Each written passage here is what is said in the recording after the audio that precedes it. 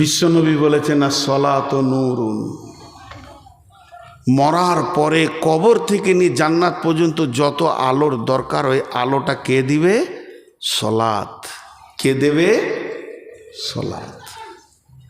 as-সালাতু নূরুন, as-সালাতু নূরুন। উজুর অংশগুলো নূরে ঝকমক করবে, অর্থাৎ পৃথিবীর বুকে যারা সালাত আদায় করেছে তারাই নূরের আলোটা পাবি।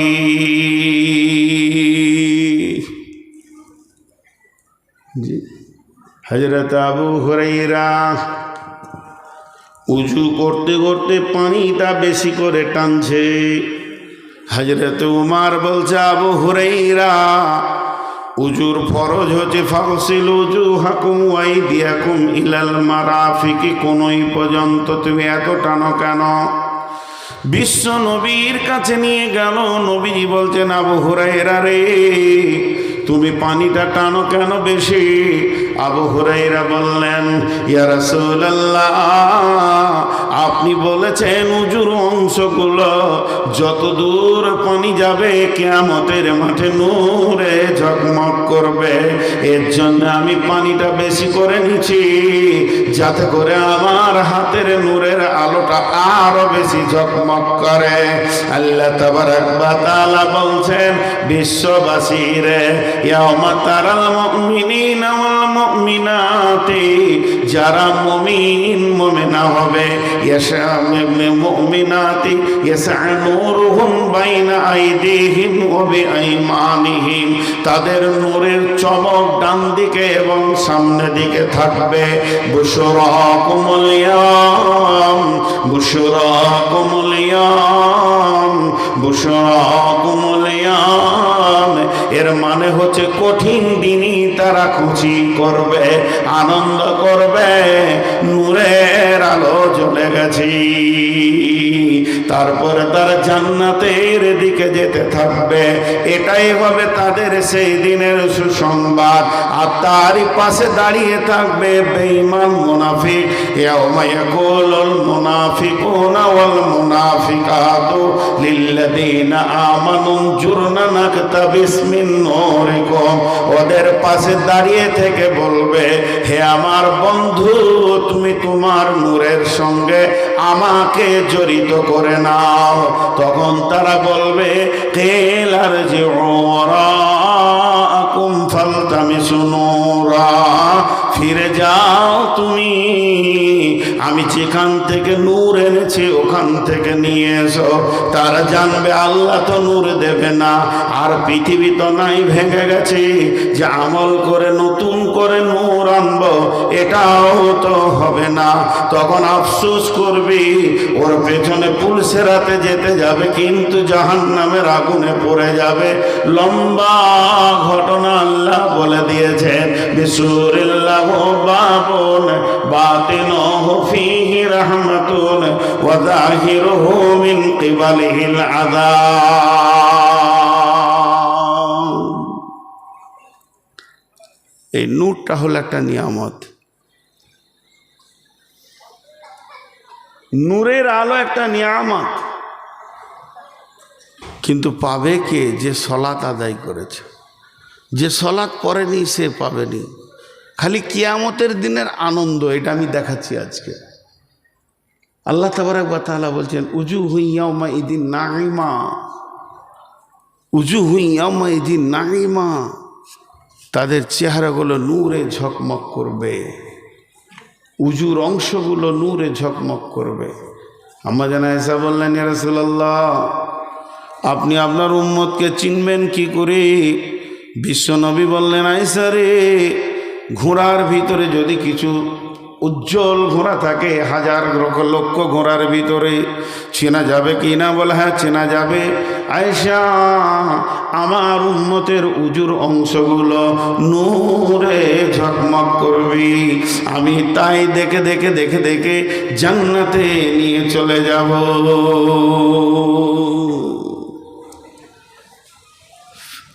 আল্লাহ একই জায়গায় একটা জিনিস করেছেন, জিন, জিন বলে একটা জাতি আছে। একজনকে দেখা দিচ্ছে আর একজনকে দিচ্ছে না। ফেরেশতা একজনকে দেখা দিচ্ছে আর একজনকে দিচ্ছে না। তো আল্লাহ নূরটা এমন তৈরি করবেন কিয়ামতের মাঠে, জান্নাতি লোক দেখবে, জাহান্নামী লোক দেখতে পাবে না। সেটা কেমন? একটা ঘটনা শোনাই। রাসূলুল্লাহ সাল্লাল্লাহু আলাইহি সাল্লামের চাচার নাম আব্বাস। আব্বাস আর আব্বাসের বেটার নাম আব্দুল্লাহ। তো আব্দুল্লাহ হলো রসুলের চাচাতো ভাই।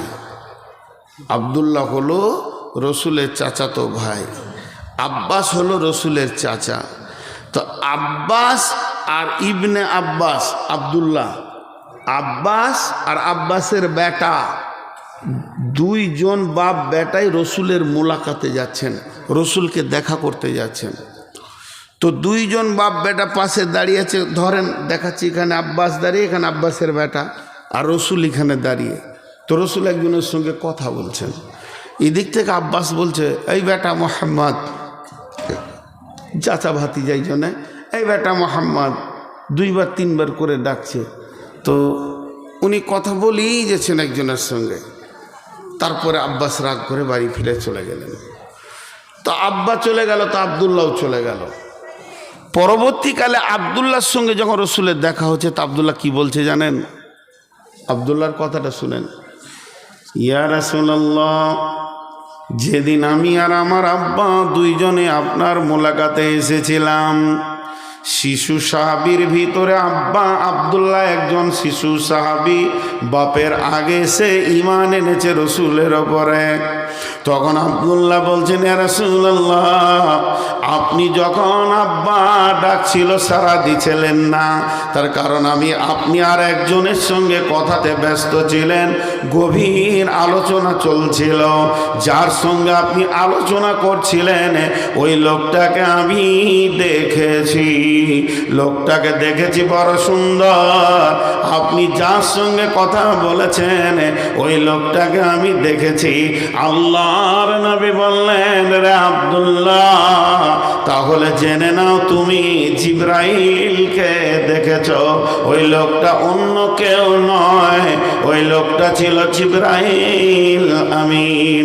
তার মানে বাপ আর বেটা দুইজন গেল, একজন জিবরাইলকে দেখলো আর একজন দেখতে পেল না। তার মানে ফেরেশতার ভিতরে আল্লাহ এমন ক্ষমতা দিয়েছে, একজনকে দেখা দেবে আর একজনকে দেখা দেবে না। তো কিয়ামতের মাঠে নূরের আলোটা এমন হবে বন্ধু, ওই আলোতে একজন কিয়ামতের মাঠে আনন্দ পাবে আর একজন কিয়ামতের মাঠে কাঁদবে, তবুও ওই নূরটা পাবে না। যখন ওই নূরটা পাবে না, তখন ঈমানদারদের কাছে গিয়ে বলবে, তোমার সঙ্গে আমাকে জান্নাতে নিয়ে চলো।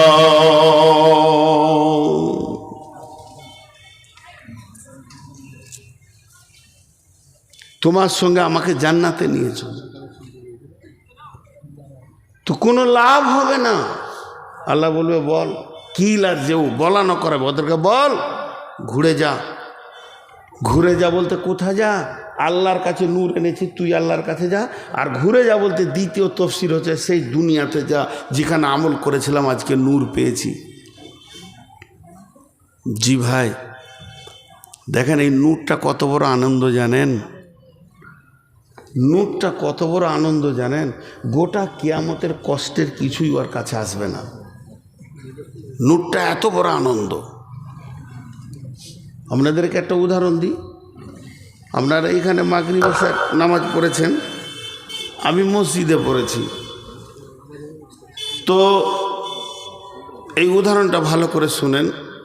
মাগরিবের আজান শুরু হয়ে গেল মাইকে, তো ওখানে 200টা লোক বসে আছে, কি 100টা লোক বসে আছে। তো 100টা লোকের ভিতরে 70-75টা লোক এসে কাতারে বসে গেল, আর মাত্র 25-30টা লোক উজু করার জন্য বদনা খুঁজে বেড়াচ্ছে। তাহলে আপনার কি জানা গেল? যারা কাতারে এসে বসেছে এরা নিশ্চিত এদের উজু আছে, আর যারা উজু করার জন্য জায়গা খুঁজছে তাদের উজু নাই। এটা বুঝতে আমাদের কোনো অসুবিধা হলো না।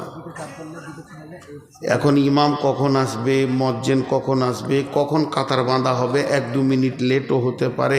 কাতার বাঁধার পর তকবীর পড়বে, তারপর আল্লাহ আকবার বলে নামাজ শুরু হবে। তার আগেই এদের উজু আছে, এরা নামাজ পড়বে নিশ্চিত। তো দেখেন নূরটা আল্লাহর ভাষাতে নিজে বলছে এটা তোদের কিয়ামতের সুসংবাদ, বুশরাকুমুল ইয়াউম, সেই দিনের সুসংবাদ। কেন? একটা সূরা আল ইমরান আল্লাহ বলছেন বিসমিল্লাহির রহমানির রহিম ইয়াউমা তাবিয়াদ্দু উজুহু ওয়া তাসওয়াদ্দু উজুহু ফাআম্মাল্লাযীনা আসওয়াদ্দাত উজুহুহুম আকাফারতুম বা'দা ঈমানিকুম ফাযুকুল আযাবা বিমা কুনতুম তাকফুরুন ওয়া আম্মা লাম ইয়াযযাত উজুহুহুম ফাফি রাহমাতিল্লাহি হুম ফিহা খালিদুন। যখন কিয়ামতের মাঠে দল দল লোক উঠবে, অনুফিকা ফিসসুরি ফাতাতুনা আফওয়াজা, এখনো হিসাব শুরু হয়নি, এখনো জাহান্নাম আনা হয়নি, এখনো জান্নাতকে এনে জাহান্নামের পরপারে রাখা হয়নি, এখনো পুলসেরাত আনা হয়নি। এই কেবল মানুষ কিয়ামতের মাঠে উঠছে, আর উঠলি প্রথমে সে নূর দেখতে পাবে। আল্লাহ বলছেন ওয়া অনুফিকা ফিসসুরি ওয়া অনুফিকা ফিহি উখরা ফাইদা হুম কিয়ামুন ইয়ানজুরুন ওয়া আশরাকাতিল আরদু বিনূরি রাব্বিহা। যখন সে কিয়ামতের মাঠে উঠবে তখনই প্রথমে দেখতে পাবে তার রবের নূরের তাজাল্লি। তার মানে আপনি দেখবেন আমার গায়ে তো নূর লেগে গেছে, আহ মাশাআল্লাহ আমার ভাইয়ের গায়ে নূর লেগেছে। ও চাচা বলে হ্যাঁ আমার নূর লেগে গেছে, উজুর জায়গাগুলো সামনে নূর পেয়ে গেছি।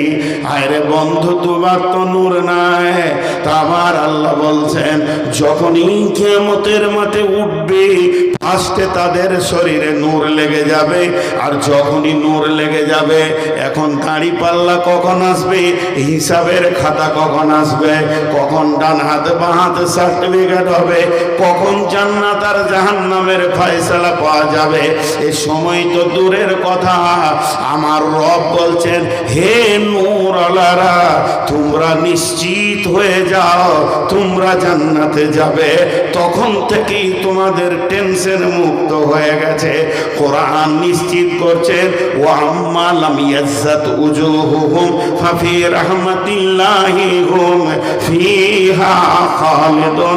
যাদের চেহারাগুলো নূরে ঝকমক করছে, তুমি জেনে নাও তুমি আল্লাহর রহমতের গণ্ডির ভিতরে চলে এসেছো।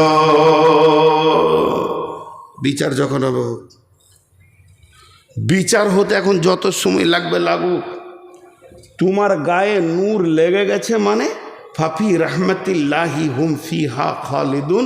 তুমি জেনে নাও যে তুমি আল্লাহর রহমতের আওতাভুক্ত হয়ে গেছো, আল্লাহর দয়ার ভিতরে তুমি ঢুকে গেছো, তোমার আর দ্বিতীয় কোনো চিন্তা নাই। নূরটা কত বড় নিয়ামত, আল্লাহর নূরের তাজাল্লি কত বড় নিয়ামত যে তুমি নিশ্চিত হয়ে যাও যে আল্লাহর রহমতের ভিতরে ঢুকেছ। তাহলে আমরা দুটি খুশি পেলাম। একটা আনন্দ কি? একটা আনন্দ হচ্ছে ডান হাতে সার্টিফিকেট পাওয়া কিয়ামতে। দ্বিতীয় আনন্দ কি? নূরের তাজাল্লি নিজের শরীরে আসা। নাম্বার 3, ইন্না আ'তাইনাকাল কাউসার ফাসাল্লি লিরাব্বিকা ওয়ানহার। কঠিন কিয়ামতের দিনে কোনো পানি থাকবে না, নদী থাকবে না, সমুদ্র থাকবে না, জলাশয় থাকবে না, পুকুর থাকবে না, বিল থাকবে না, থাকবে না মহাসমুদ্র, সব শুকিয়ে শেষ হয়ে যাবে। বিশ্বটা একটা রুটির খোলার মতো হয়ে যাবে। মানুষ সেখানে দাঁড়িয়ে থাকবে এবং আমার রব তখন ইসরাফিলকে দিয়ে সুর ফোঁকাবেন, বিশ্বভূমণ্ডল ভেঙে যাবে। এই অবস্থায় শুধুমাত্র একটা পানি থাকবে, যেটাকে হাজে কাউসারের পানি বলছেন। এই হাজে কাউসারের পানির মালিক আল্লাহ, এটা বানিয়েছেন আল্লাহ। অফুরন্ত পানি, এটা আমার রবের সম্পূর্ণ আমার মালিকের আল্লাহর। কিন্তু আমার আল্লাহ সেই কঠিন কিয়ামতের দিনে তার নবীকে সম্মানী করেছেন, প্রাইজ দিয়েছেন এবং কঠিন দিনে নবীজির ইজ্জতকে উপরে তুলে দিয়েছেন হাজে কাউসারটাকে দিয়ে। আজকে যেমন দুইজন ফারেক হলো, তাদের হাতে প্রাইজ তুলে দেওয়া হলো, তাদেরকে সম্মানী দেওয়া হলো, আমার নবীকে ওই কঠিন দিনে সম্মানের প্রাইজ দিয়েছে, হাজে কাউসারের মালিক বানিয়েছেন। এবং বিশ্ব নবীর কাছে তার উম্মতেরা যাবে এবং বিশ্ব নবী উম্মতদেরকে এক পেয়ালা করে পানি দেবেন। বন্ধুরা আমার, হাজে কাউসার চোখে দেখা যাবে না। কত দূর দুইটি দেশের নাম নিয়ে নবী বলেছেন, এত দূর প্রান্ত থাকবে। হাউসটা চৌকান্না হবে, গোল লম্বা হবে না, চার কোণা হবে, শুধু একটা গেট থাকবে যেখানে বিশ্ব নবী হাজে কাউসারের পানি পান করাবেন, আর বাকিটা সিকিউরিটি দিয়ে ঘেরা থাকবে ফেরেশতা দিয়ে। পেয়ালাগুলো আসমানের তারার মতো ঝুলঝুল করে জ্বলবে, লক্ষ লক্ষ পেয়ারা সেখানে বাটিগুলো ভাসতে রয়েছে। বিশ্ব নবী একটা করে তার উম্মতকে ধরিয়ে দেবে।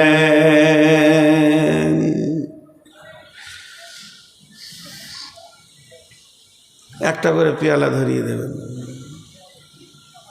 জি ভাই, ছোট্ট একটি কথা, আমি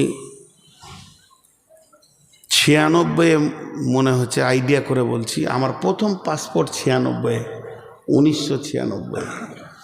তখন পাসপোর্ট হতো 5 পাতা 6 পাতা ফর্ম ফিল আপ করে কলকাতায় দিয়ে আসতে হতো।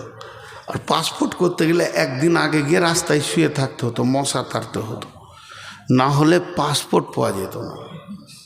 তাই ওই কষ্ট করে গিয়ে লাইনে দাঁড়িয়ে দাঁড়িয়ে দাঁড়িয়ে 2 পা জমে গেছে। একটা দালালকে 200 টাকা দিয়ে আবার একটু আগে হলো, নাহলে পাওয়া যাবে না। এই যখন গেটে গিয়ে কাউন্টারে ঢুকছি, আমার সামনে একজন আছে, তারপরে আমি, তো কলিজাটা মনে হচ্ছে এত বড় হয়ে গেল, পাসপোর্ট পাবো রে। খালি পাতা উল্টে বলছে নূর মোহাম্মদ এই লেখাটার সাথে এটা মিলছে না। বাস ওর কুটকুটি মেরে দিলে 2 দিনের মেহনতের। তো যদি বলছি স্যার আর একটা ফিল আপ এক্ষুনি করে দিছি, না আবার পরে আসবে, নেক্সট এসো। আর ও যখনই একবার না বলে দিচ্ছে যাকে, ওখানে 2টো পুলিশ দাঁড়িয়ে আছে, খপ করে ধরে টেনে সরিয়ে দিয়ে ভাগ যা চল। ওরা বুঝলে না যে কতক্ষণ যে দাঁড়িয়েছিলাম রে, রাত 3টে থেকে বেলা 11টায় পেলাম। তো এটা ওরা বুঝলো না, টেনে সরিয়ে দিলে। তো বিশ্বনবী যেখানে হাজে কাউসারের পানি খাওয়াবেন, 2 ধরনের ফেরেশতা থাকবে, জান্নাতের আর জাহান্নামের। যে লোকটা পানি পেয়ে যাবে, জান্নাতের ফেরেশতা বলবে হালান সাহালান মারহাবান, এসো এসো এসো, তোমাকে তোমার গন্তব্য দেখিয়ে দিই, তোমাকে তোমার সাথে গিয়ে জান্নাতে পৌঁছে দিই। আর যে লোকটা পানি পাবে না, সে লোকটা অন্য দেখে বুঝে নেবে, না না না সরলে হবে না, যেন তেন কারে পানিটা পান করতেই হবে। রসুলের কাছ থেকে যদি সরে যায় আর আমাদের কোনো চারা নাই, উপায় নাই। বিশ্বনবীকে যখন জোর করে পানি পানের ব্যবস্থা নিতে যাবে, জাহান্নামের ফেরেশতা গর্দনে ধরবে, বলে বড় মাস্তানি দুনিয়াতে করেছো, আর 1 সেকেন্ড মাস্তানি করতে দেওয়া হবে না। টানতে টানতে গিয়ে নিয়ে জাহান্নামের গর্তে ফেলে দেবে। বন্ধুরা আমার, বিশ্বনবী জীবনে কাউকে রেগে ধুমকে কথা বলেননি, চোখ মুখ লাল করে কথা বলেননি। একমাত্র কিয়ামতের দিনে হাউজে কাউসারের কাউন্টারে রেগে কথা বলবেন। কার ওপরে রাখবেন, কাকে চোখ দেখিয়ে কথা বলবেন আর কি বলবেন? হাদিসে আছে, মুসলিম শরীফের হাদিসে আছে, সোহকান সোহকান লিমান গাইয়ারা মিন দীনি, সোহকান সোহকান লিমান বাদদালা মিন দীনি। দূর হয়ে যা, দূর হয়ে যা, তোর সাথে আমার কোনো সম্পর্ক নাই। আমি যে তোর নবী, তুই যে আমার উম্মত, এরকম কোনো সম্পর্ক তোর সাথে নাই। তোর সাথে আমার দিনের কোনো সম্পর্ক নাই। একবার বল, মাফলারটা খোল, আমারটা দেখ আর তোরটা দেখ। একবার দাঁড়িয়ে যা ড্রেসিং টেবিলের সামনে। আমি কোনোদিন নবী মুহাম্মদ হাত দিইনি, তুই গাল থেকে নামিয়েছিস। আমি ডান হাতে পান করেছি, তুই বাম হাতে পান করেছিস। অর্থাৎ রসুলের সুন্নতকে যে মেনে নিতে পারবে না, রসুলের সুন্নতকে যে একদম জিন্দেগিতে নিতে পারবে না, ওই লোক কোনোদিন হাজে কাউসারের পানি পাবে না।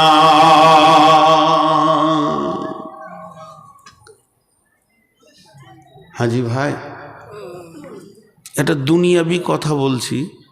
আপনারা দুই ভাই, আপনার বড় ভাইকে গ্রামের পশ্চিম পাড়ার কোনো একটা গোষ্ঠীর লোক মেরেছে, এত মার মেরেছে, হাড় হাড্ডি ভেঙে দিয়েছে। তাদের সঙ্গে সম্পর্ক আপনার বড় ভাইয়ের ভালো নাই, তারা বেঈমান, শরীয়তের দৃষ্টিতে তাদের সঙ্গে চলাও যাবে না। এখন আপনি যদি তাদের সঙ্গে বন্ধুত্ব করে ঘরে নিয়ে এসে খাওয়ান, আপনার বড় ভাই আপনাকে ভালোবাসবে? একবার মুখ খুলেন, ভালোবাসবে? বন্ধুত্ব করে যদি খাওয়ান।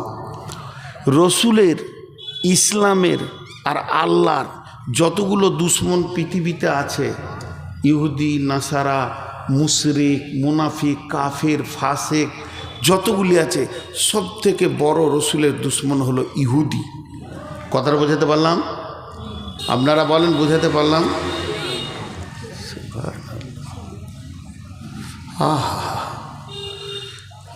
সব থেকে বড় দুশ্মন কে?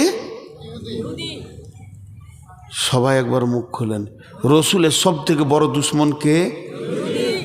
আর সেই ইহুদির পতাকা যদি আমার কাঁধে থাকে, আমার রসুল হাজে কাউসারের পানি দেবে? যতগুলি যুবক, বিশেষ করে যুবকদেরকে বলছে, রে বাবা, সোনামানিকের দল, চারিদিকে ছোট চুল রেখে মাথার মাঝে বড়টা, এটা ইহুদিদের কাছ থেকে এসেছে। ইহুদিরা গোটা পৃথিবীর মুসলমান যুবকগুলোকে কিনে নিল, আমার রসুলের মুখটাকে ছোট করে দিল। আল্লাহর রসুল যেটা চুল রেখেছেন, লিম্মা জুম্মা আফরা, এই তিনটে চুল রাখো, আর না হয় গোটা মাথা এক সমান চুল হবে। এখানটা যত বড় হবে, এখানটা তত বড় হবে। শুধু কানকে বাঁচানোর জন্য একটু ছোট করে নেবেন, মাথায় সমান চুল। এটাকে বাদ দিয়ে আজকে মুসলমানের ঘরে জন্ম, কালেমা শাহাদাতের সাক্ষী দিচ্ছে, ও আন্না মুহাম্মাদুর রাসূলুল্লাহ, আর ওই যুবকটার মাথাতে ইহুদির চুল রয়েছে। আমার নবী তোমার ওপরে কতটা সন্তুষ্ট আছে?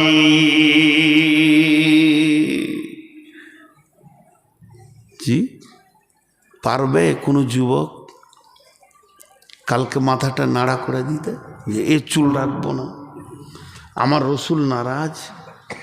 পারবে না। তাহলে ও কাকে ভালোবাসছে? ইহুদিকে। ওর বক্তব্য, রসুল নারাজ হোক, এতে কোনো যায় আসে না, কিন্তু ইহুদি যেন নারাজ না হয়ে যায়। ই হাজে কাউসারের পানি পাবে?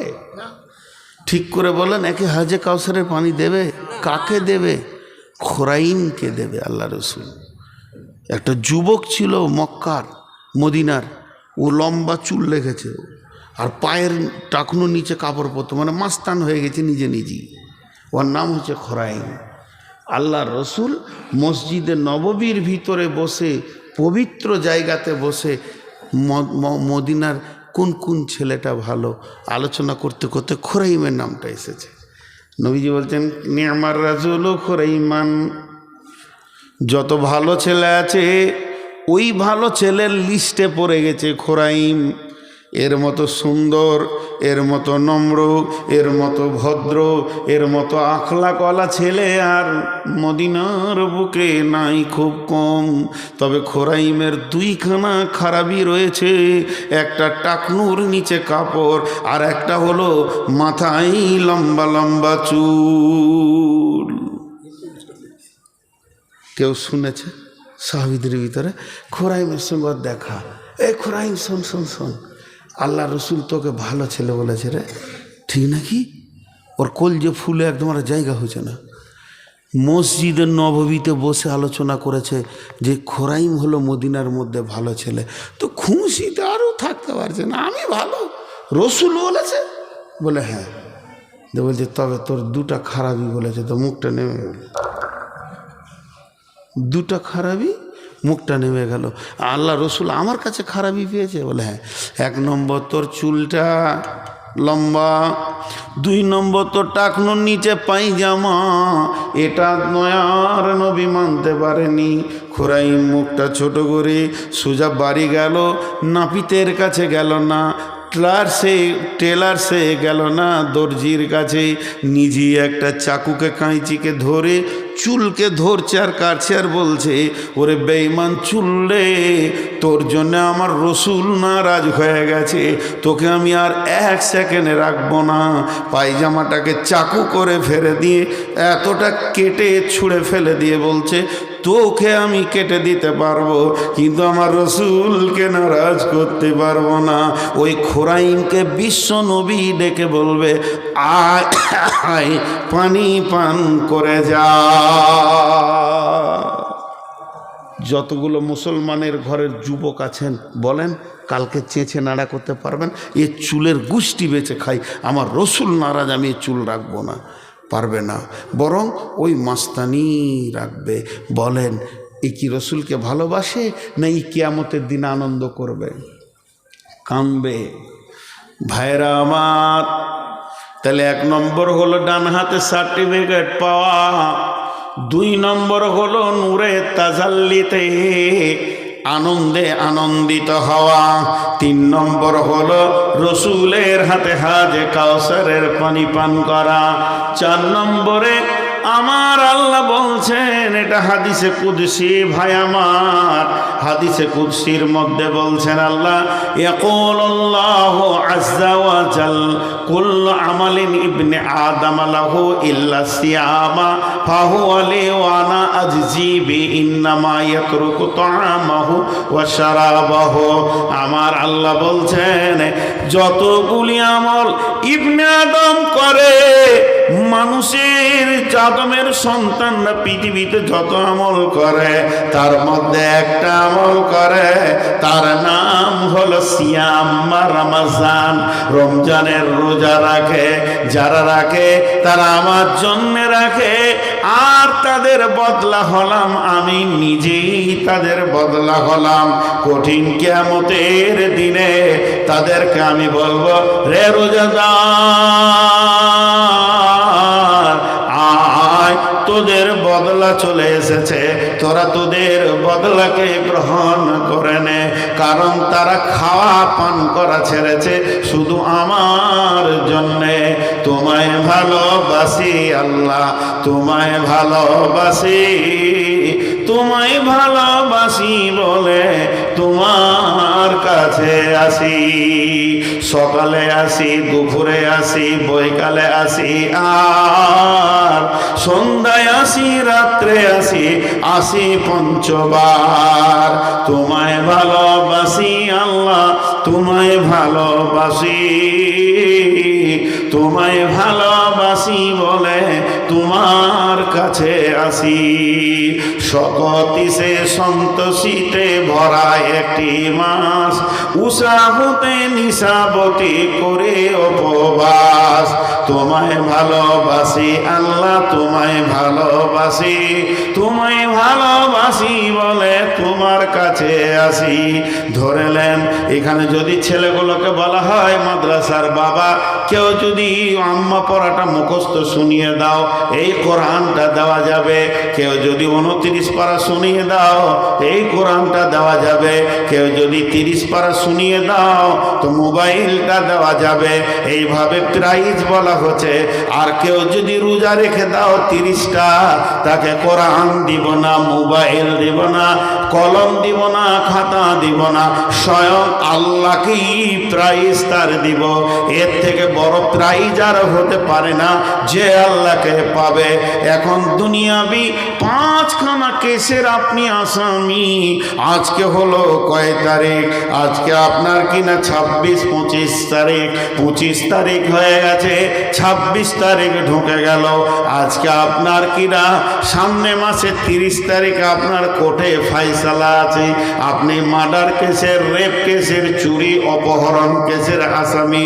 কিন্তু যে জজ আপনার বিচার করবে, পৃথিবীর সেরা জজ সুপ্রিম পাওয়ারে আছে, তার উপরে প্রধানমন্ত্রীও কিছু করতে পারবে না।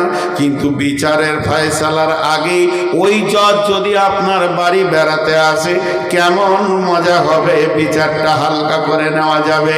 তেমনি কিয়ামতের মাঠে আল্লাহ একাই বিচার করবেন, কারও প্রয়োজন নাই। ওয়াকুদিয়া বাইনাহুম বিল হাক্কি ওয়া হুম লা ইউযলামুন। আল্লাহ বলছেন আমি বাদী বিবাদের মধ্যে বিচার করব, আমি কারো উপরে কোনো জুলুম করব না।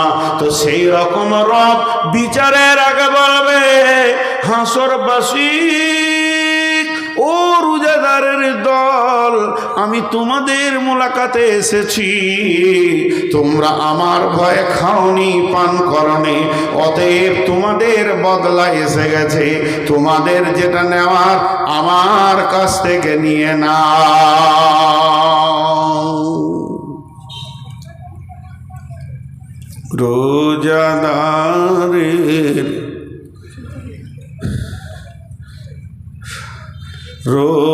রোজাদারের দুইটি খুশি, একটি খুশি ইফতারে, অপরটি হয় আল্লাহর দিদার রোজ হাসরের প্রান্তরে।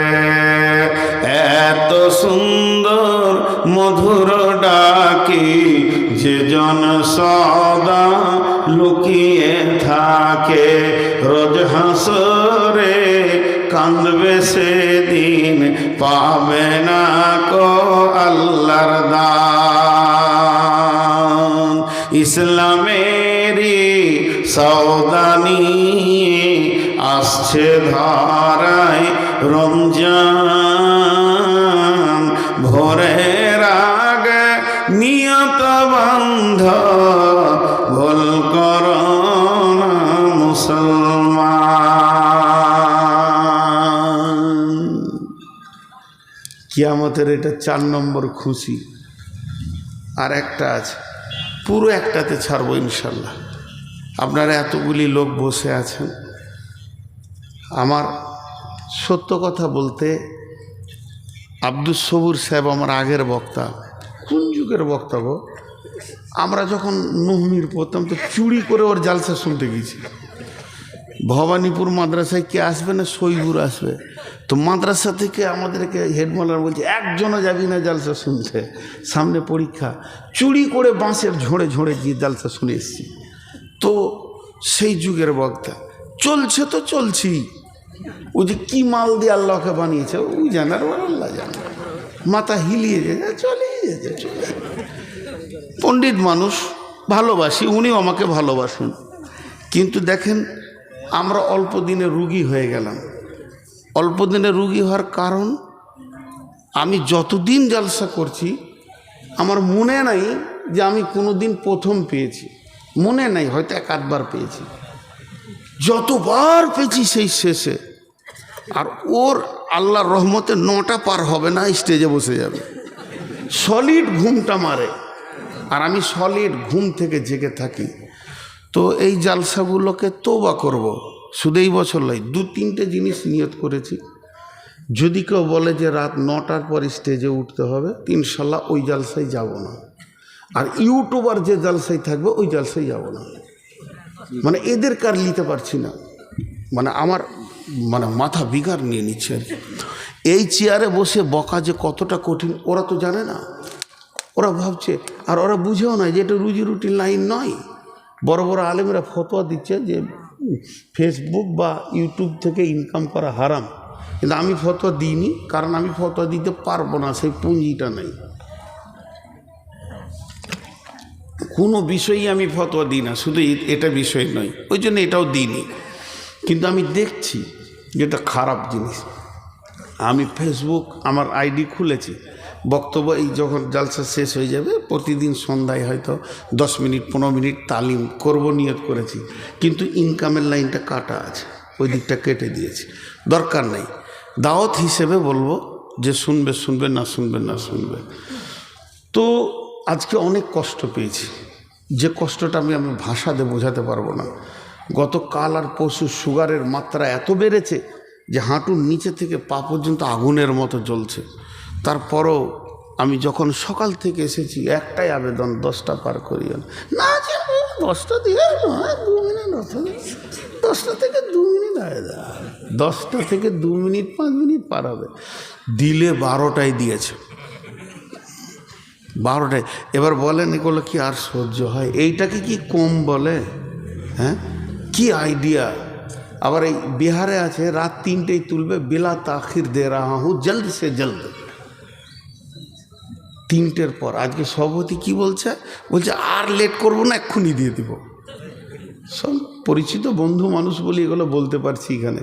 তো ঘটনা হচ্ছে, আমার নিজের শরীরটা নিজে কি বুঝতে হবে, কেউ বুঝে দিবে না।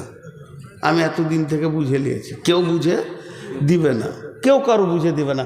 গত পরশুকার খবর শুনেন, শোভাপুরে জলসা করতে গেছি নদীর ওই পারে। ওই কমিটি আমার জন্য জালসার ডেট আনতে গিয়েছিল দেওনাপুর মাদ্রাসায়। দেওনাপুরওয়ালারা দিয়েছে 10টায়, কমিটির ছেলেগুলো বলছে এদের হুঁশ নাই, জ্ঞান নাই, 10টায় কি রাত দেয় না, 9টায় দিবে তো ভালো হবে। জানটা খোশ হয়ে গেল, তাহলে এরা 9টায় দিবে, ডেট নিয়েছে 11:30টায় দিয়েছে। ওকে খুঁজে বেড়াচ্ছিলাম, মারবো, পালিয়ে গেছে সুইচ অফ করে দিয়ে। হ্যাঁ, তোকে মারবো, তারপর আমি এখান থেকে নদী পার হব। সে এখনও আমার ফোন ধরছে না, যে তোকে পিটবো, যেদিন ধুলিয়ানে পাবো তোর হাড় ভাঙবো। তুই ডেট নিয়েছিলি আর ওদেরকে 10টায় বেলায় বলেছিলি, 9টায় কেন দিলে না, তুই কেন 11:30টায় দিলি? তো পরিচিত মানুষ। তো আল্লাহর রহমতে আর পারছি না, কুবুদ্ধি নয়।